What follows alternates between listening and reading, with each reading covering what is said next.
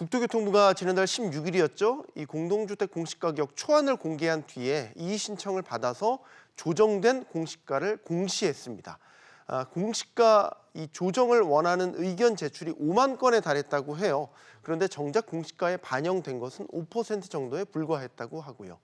앞으로 한 달간 공시가격에 대한 이의 신청을 다시 받습니다. 집주인들의 불만 계속될 것 같습니다. 또 당정은 대출 규제, 또 보유세 완화 등 부동산 규제 완화를 논의하고 있고 서울시는 재건축, 재개발의 속도를 내려는 것 같은데 눈에 띄는 성과는 아직까지는 없어 보입니다. 여러 가지로 다사다난한 부동산 시장 오늘 이슈 분석 시간에 짚어보겠습니다. 이재문 창조도시경제연구소 소장 나오셨습니다. 안녕하십니까? 안녕하십니까? 일단 공동주택 공시가 질문을 먼저 드릴게요. 네. 의견 제출, 이의 신청 건수가 5만 건 가깝게 접수됐습니다. 이게 전년과 비교하면 32% 넘게 늘어난 것이라고 하고요. 그만큼 공시가격 오른 것에 대한 불만이 많다라는 뜻이겠죠. 집값이 올랐으니까 공시가가 그만큼 오르는 것은 당연하다라는 건데 사실 지금의 어떤 불만의 본질적인 것은 올려도 너무 급하게 공시가를 급하게 현실한다는 거에 불만이 좀 더 많은 것 같습니다. 어떤 견해 갖고 계십니까? 이제 우리가 조금 그 생각을 좀 나눠서 이제 좀 생각을 해봐야 되는데요. 네. 이제 공시가격을 이제 산출하게 되면 전년도 말 실거래가액에 현실화율을 이제 곱하게 돼 있죠. 네. 근데 이제 현실화율은 작년에 11월 달에 이제 정부가 발표해서 현실화 요율에 대한 어떠한 부분에 대해서는 이런 식으로 인상을 하겠다라고 이미 이제 발표를 해서 그 부분에 대한 어떠한 시나리오는 지금 나와 있습니다. 그래서 네. 2020년에는 공동주택 같은 경우는 뭐 69%, 그 다음에 이제 2021년에 올해 70.2%, 내년에는 71.5% 이런 식으로 해서 공시 현실화를 하겠다라고 얘기했는데 이제 이 부분이 왜 우리가 피부적으로 이제 이게 가속화돼서 이렇게 현실화율이 빠른 거라고 이제 느낌을 갖게 되잖아요. 이렇게 네. 이제 발표는 돼 있는데 지금 이제 우리가 느끼는 거는 작년에 이제 주택 가격이 너무 많이 올랐다라는 겁니다. 네. 많이 오르다 보니 그 오른 것을 1년 단위로 발표하는 공시가격에 반영을 할 수밖에 없기 때문에 주택 가격이 많이 오르면 오를수록 공시가액 인상률이 높아질 수밖에 없는 그런 상황이죠.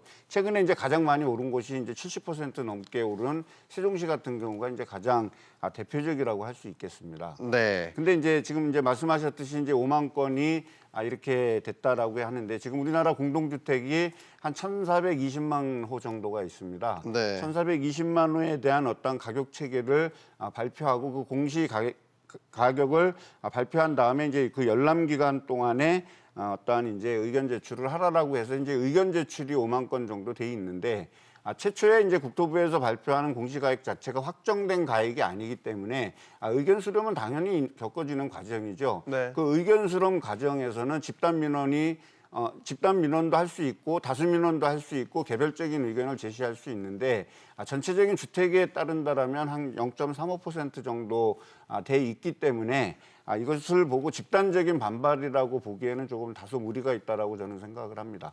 세종시 잠깐 언급하셨는데 네.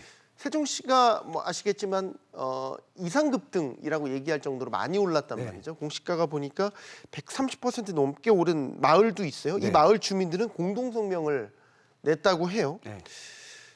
글쎄요. 뭐 물론 전체적으로 보면은 뭐 다르겠지만 지역별로 보면은 이렇게 이상급등한 지역의 주민들은 사실 뭐 주택을 매매한 분도 있겠지만 아닌 분들은 가만히 있는 상태에서 공시가가 이렇게 많이 올랐다고 한다면 사실 눈에 보이는 게 숫자 아니겠습니까? 네. 그래서 사실 반발을 할 수밖에 없을 것 같아요. 그러니까 이제 그 반발이 저는 이제 당연하다라고 보는 거죠. 그것이 그 반발을 우리가 조금 언어를 순화한다라면 집단 민원을 제기할 수 있고 다수 민원을 제기할 수 있다라고 이미 문은 열려져 있거든요. 네. 근데 이제 어떤 부분에 이제 가장 큰 이제 우려가 있냐면 기존에 이제 6억 원 이하의 주택들이 이제 공시가액으로 따졌을 때 6억에서 조금 이렇게 언저리에 있던 부분들이 세종시 같은 경우는 이제 급작스럽게 주택 가격이 올라가다 보니까 종부세 대상이 된 가구가 이제 늘어난 겁니다. 그러니까 종부세 대상이 된 가구가 늘어나게 되면 갑자기 이제 1가구 1주택에 해당되고 지금 말씀하신 대로 거래라든지 나는 그런 거에 전혀 관여하지 않고 그냥 집만 가지고 있었는데 갑자기 종부세도 내야 되고 막 하는 이런 그 세부담 부분이 이제 많이 좀 증가하는 부분이 이제 어떻게 보면 이제 부작용이라고 할 수 있겠죠. 집값이 급등하게 된 1차적인 원인은 그거고, 그다음에 이제 2차적인 원인은 공시가액 자체가 70% 가까이 넘어가니까 심리적으로 받아들이기에는 너무 힘든 부분이 있었다라는 게 이제 세종시의 예가 아닌가 이렇게 생각을 합니다. 네. 그 이번에 그 이의 신청을 받고 그제였죠. 공시 가격을 이제 그 확정 공시를 했어요. 29일이요. 예. 네, 29일에. 공시 가격 근데 여기서 산정 근거 자료를 요구를 했고 기초 자료를 공개를 했는데 다 안 했단 말이죠. 예.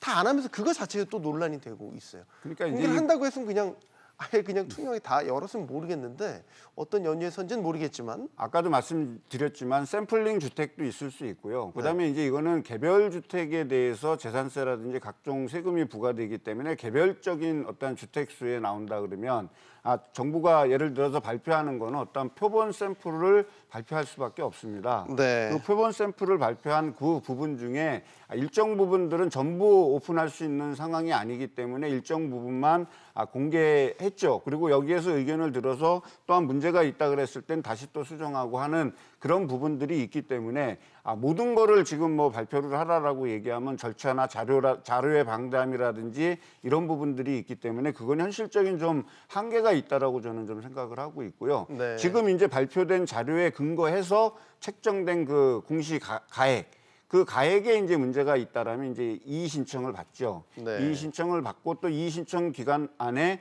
또 이의 신청을 한 후 다시 조정이 돼서 확정 공시가액을 6월달에 발표를 하니까 네. 그 과정이 한 가지 남아 있기 때문에 일차적으로 이제 의견 제출이 이제 끝났다라고 보시면 되겠습니다. 알겠습니다. 그러니까 한 차례 더 한 달간 이의 신청을 네. 제기할 수 있는 기간이 있다라는 것도 알아두셔야 될 것 같습니다. 부동산 규제 완화 최근의 정치권 또 정부의 움직임 살펴보도록 하겠습니다. 4.7 재보선 이후에 일단 더불어민주당 여당 내에서는 특위가 만들어져서 대출 규제라든지 보유세 규제 완화라든지 뭐 이런 것들에 대한 논의가 광범위하게 이루어지고 있고 논의를 시작한 분위기입니다. 자, 그런데 최근 움직임을 보면 일단 우리 종부세라고 하는 이 보유세에 대한 규제를 완화하자, 문턱을 좀 낮추자라고 얘기하는 거에 대해서는 당내 반발도 있는 것 같고요. 논의가 좀 중단된 것 같고 1차적으로는 대출 규제 완화부터 논의가 되는 것 같습니다. 정치권의 움직임은 어떻게 보고 계십니까? 일단 그 부동산은 약간 좀 전문성이 필요로 하고 고도의 어떤 체계가 좀 필요하죠. 특히 네. 이제 최근에 부동산 정책으로 인해서 어떤 그 부동산 정책으로 집값이 잡혔다라면 이제 모르겠지만은 부동산 정책이 주택가격서부터 잡히지 않은 그런 결과로 인해서 민심 위반 현상이 있었다라는 거를 인식한 거는 맞지만 네. 그 인식이 됐다 그래서 어떠한 그 기본적인 정책 기조를 무너뜨리면서까지 어떤 민의를 받아들이기에는 좀 한계가 있지 않나 이렇게 생각을 합니다.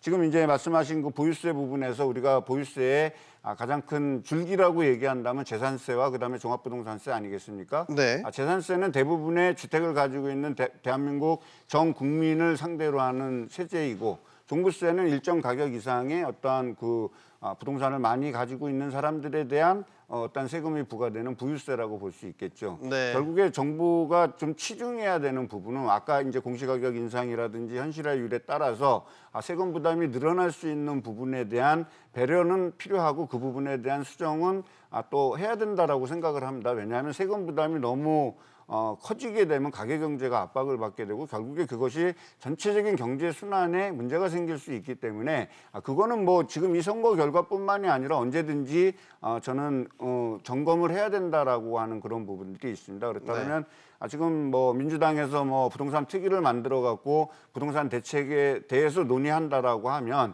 재산세에 대한 어떤 구간이라든지 이런 부분에 대한 미세한 조정은 좀 있을 것 같다라고 좀 생각이 되지만 종부세를 건드리기에는 아직 좀 섣부르다라고 보고 있기 때문에 아마 종부세 같은 경우는 최후 사안으로 밀리지 않을까 저는 그렇게 생각을 합니다. 소장님 개인 의견은 어떠세요? 종부세 완화, 뭐 실거주하는 1주택자 네. 들에 대한 종부세 완화가 1차적인 논의가 될 것으로 예상이 되고요. 재산세도 마찬가지죠. 뭐 보유세 일환이니까요. 그러니까 이제 아까 말씀드렸잖아요. 공시가격이 올라감으로 인해서 필요하다고 보세요? 필요합니다. 그거는. 네. 왜 필요하냐면 자 1가구 1주택을 가지고 있고 내가 가지고 있는데 갑자기 주변에 주택 가격이 올라가면서 나하고는 상관없이 지금 갑자기 내가 종부세 대상이 된 거예요. 1주택자가. 네. 물론 1주택자에 대한 고령자 감면이라든지 보유기간에 대한 감면이라든지 이런 게가 있기 때문에 1주택자 같은 경우는 최대 80%까지 감면이 된다 하더라도 세부담이 있는 거는 분명합니다. 왜냐하면 재산세도 같이 이제 증가될 부분이 있으니까는요. 네. 그렇다면 그 1주택자에 대한 배려는 충분히 있어야 되고 그 부분에 대한 어떤 조정에 대한 전체적인 점검을 해서 이것이 과도하게 부담이 된다 그랬을 때에는 좀 종부세율을 인하한다든지 이런 특례 규정을 좀 둘 필요가 있지만 이것이 종부세 전체에 대한 부분에 대해서는 저는 내려서는 안 된다라고 생각을 합니다. 이 부분은 어떻게 보십니까? 지금 근데 어쨌든 규제 완화를 네. 논의를 하고 있잖아요. 근데 모양새가 선거에서 지면서 이제 논의를 시작했다라는 말이죠. 선거 결과에 따른 어떤 움직임으로도 볼 수 있겠지만 앞서 20번이 넘는 그 대책을 내놓으면서 왜 이런 부분들을 예상하지 못했을까라는 아쉬움도 남는 게 사실입니다. 그러니까 이제 왜 꼭 만들어 놓고 나중에 꼭 수정 보완을 해야 되는 거죠? 그러니까 정책을 모든 거를 그물망을 촘촘히 해서 모든 거를 디테일하게 만들어 놓는다라면 얼마나 좋겠습니까? 그렇다면 정책을 한 번만 발표하면 되죠. 근데 이제 우리가 거시경제 기반으로 하고 한국적 상황, 그다음에 최근에 코로나 상황이라든지 이런 부분들은 들이 있어서 그 부분들에 의해서 시장에 미치는 영향들이 파급 효과가 크기 때문에 계속 정책을 만들어낼 수밖에 없는 그런 부분들이 있죠. 특히 주택이 올라가는 그 상황에서 지금 우리 이제 정책을 놓고 봤을 때에는 거시 정책에서 시중에 자금이 많이 풀렸음에도 불구하고 금리 인상이라든지 이런 적절한 수단을 사용하지 못하는 부분들이 있기 때문에 이제 수요 억제책을 좀 지나치게 강화하다 보니 그다음에 이제 정책이 여러 번 발표가 되고 그것으로 인해서 민심 위반이 들어왔다라는 거죠. 네. 당연히 논의는 돼야 되고 또 잘못된 것이 있다 그러면 수정돼야 됩니다. 그리고 이것이 고집을 부를 것이 아니라 이 부분이 시장하고 너무 이제 시장하고 생뚱맞은 방향으로 간다라고 얘기했을 때에는 이번에 TF팀이 만들어졌으니까 거기에서 충분히 논의하고 정제된 결론만 좀 나왔으면 좋겠는데 여기저기서 그냥 뭐 얘기를 한다 그러면 국민은 더 혼선이 오지 않겠습니까? 좀 그런 부분들은 좀 이렇게 좀 이렇게 다듬었으면 좋겠습니다. 네. 서울시의 같은 경우 오세훈 시장이 취임한 이후에 재건축 재개발 뭐 기대감이 잔뜩 네. 들떴었죠. 최근인데 오세훈 시장이 조금 예전과는 다른 분위기 감지됩니다. 뭐 토지거래 허가를 연장한 지역이 있고 최근에 어떤 부정적인 거래 아니면은 투기를 조장하는 거래에 대해서는 어떤 일벌백계하겠다는 의지도 드러냈었고 글쎄요. 뭐 재건축 재개발을 잔뜩 띄워놓더니 또 반대 얘기를 하니까 좀 헷갈려하시는 분들도 있는 것 같아서 서울시 재개발 재건축 시장 분위기 마지막으로 질문 드리겠습니다. 이게 예측된 얘기입니다. 재개발 재건축을 맞는 얘기인 것 같은데 당연히 맞는 정부 얘기인데. 규제를 하는 데 있어서 재개발 재건축을 완화한다라는 자체가 사실 어떻게 보면 저는 선거용이라고 봤거든요. 네. 그리고 지금 이제 기대 심리가 있기 때문에 기대 심리가 있는 재건축 시장으로 인해서 주택 시장이 약간 요동치고 있지 않습니까? 근데 재건축은 기본적으로 10년 정도 걸리는 사업입니다. 지금 재건축에 대해서 사업을 추진한다 하더라도 시간이 오래 걸리겠죠. 그리고 지금 이제 오세훈 시장이 어젠가 그 왜 기자회견인가 했을 네. 때 지금 뱉어낸 그런 다 정책들이 지금 현재 국토부에서 다 하고 있는 것들이거든요. 저는 좀 제가 생각했을 때 재건축 민간의 개발도 필요하고 공공의 개발도 필요합니다. 근데 이 두 개의 밸런스가 중요하고 어느 순서에 따라서 주택 수급에 문제가 없을 정도의 어떠한 그 협치가 좀 필요한 상황이기 때문에 저는 그런 부분을 좀 더 강조드리고 싶습니다. 알겠습니다. 자, 오늘 말씀 여기까지 듣겠습니다. 창조도시경제연구소 이재문 소장과 이야기 나눠봤습니다. 감사합니다.